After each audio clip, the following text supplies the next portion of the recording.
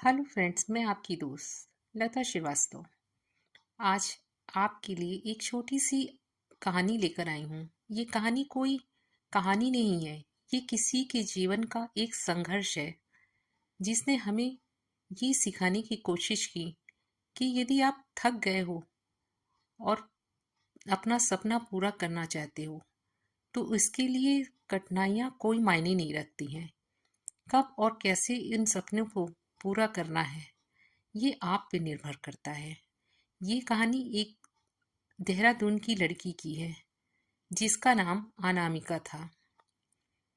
कभी कभी जिंदगी में क्या होता है कि हम जिंदगी हमें तोड़ देती है सिर्फ ये देखने के लिए कि क्या हम खुद को फिर से जोड़ सकते हैं।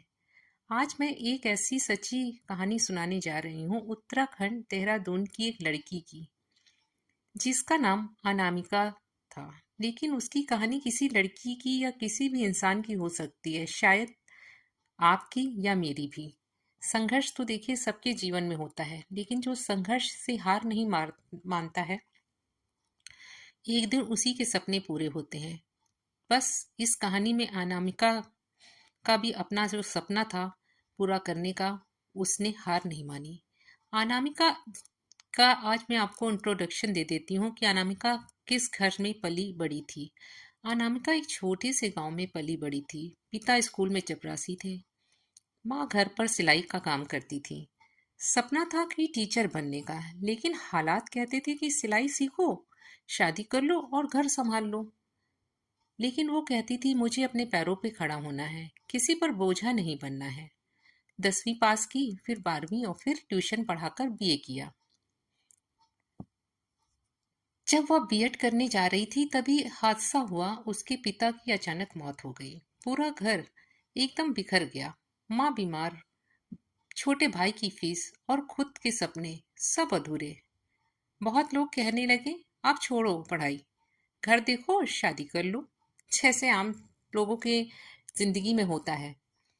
बहुत लोग कहने लगे अब छोड़ दो पढ़ाई, घर देख लो और शादी कर लो। लेकिन अनामिका ने एक बात कही, मेरे पापा कहते थे मेहनत कभी हारती नहीं है, अगर आज रुक गई है तो मैं हमेशा हार जाऊंगी। उस बच्ची ने अपने लिए एक जॉब ढूंढी। एक प्राइवेट स्कूल में उसे 3,000 की नौकरी मिली। वह पढ़ती गई, वहीं से बीएड भी करती रही।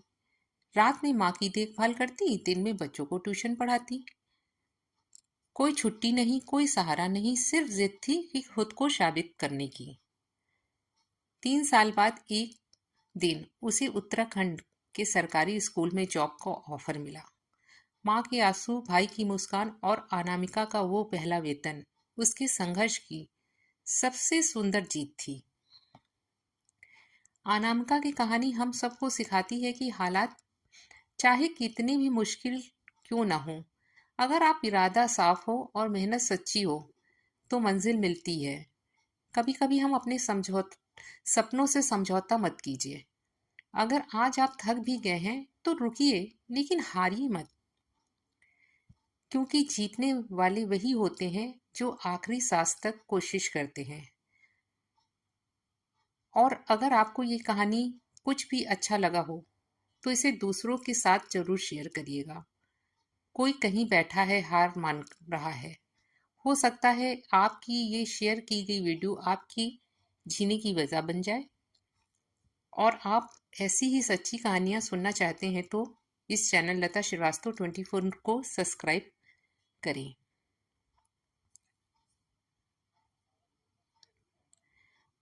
चलिए फ्रेंड्स, कहानी यहीं पे ख़त्म करते हैं। और कहना यही मैं बताना चाहती थी कि जीवन में यदि आपने कभी भी किसी भी उम्र में कोई सपना देखा हो तो उसे पूरा करने की पूरी कोशिश कीजिए। ठीक है, गिरेंगे संभलेंगे, फिर उठेंगे, फिर गिरेंगे, लेकिन चलेंगे। और कभी भी उम्र का लोग बहुत कुछ होता है। कभी कभी क्या होता है कि हम लोग जैसी उम्र के लोगों को ये कहते हैं कि आंटी जी काम करिए घर का, अब वीडियो बनाने का कोई आपकी उम्र नहीं है। अपने सपने पूरा करने के लिए कोई उम्र नहीं होती है। जब ईश्वर मौका दे तो अपने सपनों को पूरा कीजिए। इसीलिए मैं आपसे कहना चाहती हूँ कि हारिएगा मत और अपने सपनों को देखिए और उन्हें पूरा कीजिए।